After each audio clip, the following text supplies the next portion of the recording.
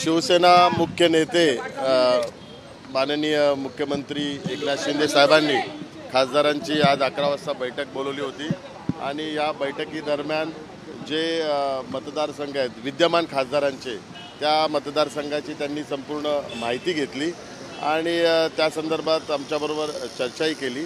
लवकरच भारतीय जनता पार्टीचे वरिष्ठ पदाधिकारी यांच्याबरोबर चर्चा करून 1-2 दिवसात महायुतीच्या जागा वाटपा संदर्भातला निर्णय होईल असं त्यांनी सूचित केलेलं आहे। काही खासदारांची नाराजी होती, काही संभ्रम अवस्था होती, कारण ज्या प्रकारे जागा वाटपामध्ये अदलाबदल उमेदवारांची आणि मतदारसंघांची केली जाणार आहे याबद्दल काही संभ्रम होता खासदारांच्या मनात, तो आता दूर झालाय का मुख्यमंत्र्यांच्या बैठकीनंतर? नाही, खासदारांची कुठेही नाराजगी नव्हती। खासदारांना माननीय मुख्यमंत्री एकनाथ शिंदे साहेबांवर संपूर्ण विश्वास आहे। खासदारांनी हीच फक्त एक चिंता व्यक्त केली की प्रसार माध्यमाच्या माध्यमातून जे मतदारसंघात एक वातावरण निर्माण होतं आहे त्यामुळे एक वेगळं वातावरण महायुतीच्या माध्यमातून वेगळं वातावरण त्या ठिकाणी निर्माण होतं आहे, तर ते होऊ नये त्याकरता महायुतीतले सर्व जे घटक पक्ष आहेत त्यांच्या वरिष्ठ नेत्यांना आपण सूचना द्याव्यात की जोपर्यंत महायुतीचे उमेदवार घोषित होत नाही, महायुतीचा फॉर्म्युला घोषित होत नाही तोपर्यंत कुठल्याही नेत्यांनी वक्तव्य करू नये जेणेकरून वातावरण दूषित होणार नाही आहे। कारण महायुतीकरता एक अत्यंत चांगलं वातावरण आहे आणि आमचा संपूर्ण सर्वजणांचा एक निर्धार आहे की देशामध्ये माननीय प्रधानमंत्री नरेंद्र मोदीजी तिसऱ्यांदा त्या ठिकाणी पंतप्रधानपदी बसावं आणि त्याकरता जे 400 पार हा जो एक नारा आहे आणि NDAच्या माध्यमातून पण महाराष्ट्रामध्ये 45पेक्षा जास्त सीट जिंकायचा हा आमच्या सर्वांचा निर्धार आहे।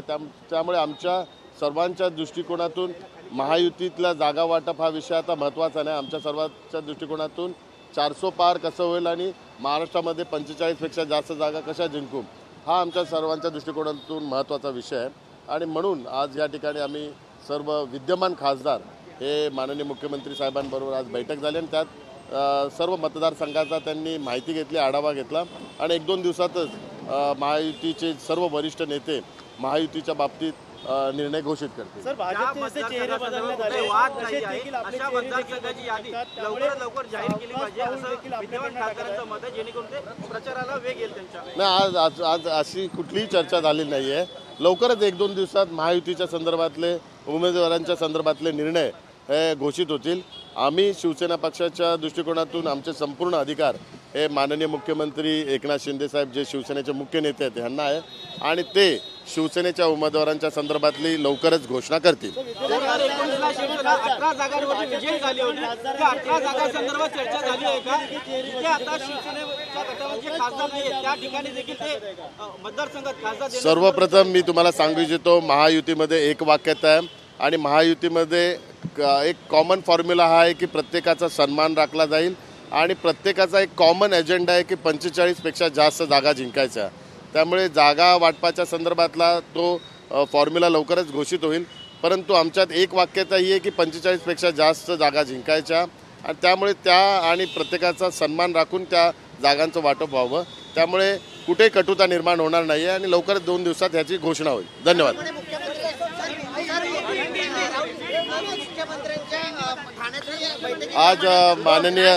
आज शिवसेना मुख्य नेते माननीय मुख्यमंत्री एकनाथ शिंदे साहब ने सभी जो विद्यमान खासदार है उनको यहाँ पे बुलाया था और सभी के क्षेत्र के संसदीय क्षेत्र की पूरी उन्होंने जानकारी ली और आने वाले 1-2 दिन में महायुति के बारे में जो उम्मीदवारों की जो घोषणा है 1-2 दिन में हो जाएगी और महायुति के बारे में सभी जो पक्ष है एक दूसरे का सम्मान रखेंगे और हमारा मकसद यही है कि महाराष्ट्र में 45+ सीट जिताने की वो जो संकल्प माननीय मुख्यमंत्री एकनाथ शिंदे साहब ने किया है।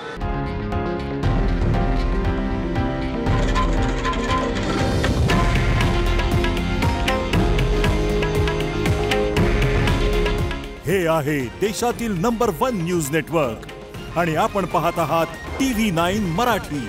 काळजी तुमची, हित महाराष्ट्राचं।